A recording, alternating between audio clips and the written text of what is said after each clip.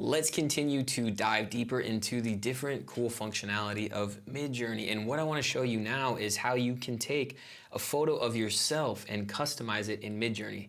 Way better than the trend that you probably saw on social media of people using AI to change a portrait of themselves. This you can actually customize and do it the way you want. So what I'm going to do first is I'm going to add a photo of myself. I'm going to grab this one.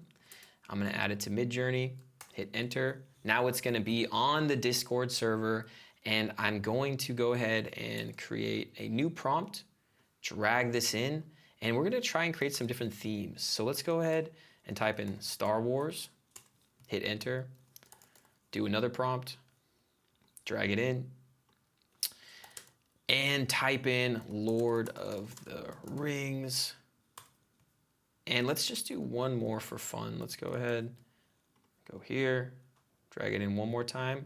And let's type in neon lights, glow, and retro wave. Okay, so we have our Star Wars examples. It did a really interesting job of taking some Star Wars characters and actually combining it with my face. That's pretty wild. And let's see what else we have of the Lord of the Rings style. You see we have Gandalf in the background, we got the Shire in the background. Now let's see what else it did with the neon lights, glow, and retro wave prompt. Boom, so as you can see, it did a great job of cutting me out and putting me in these different futuristic, retro, neon type backgrounds. So the options are limitless here. You can really do so much with this and really have a lot of fun customizing a portrait of yourself.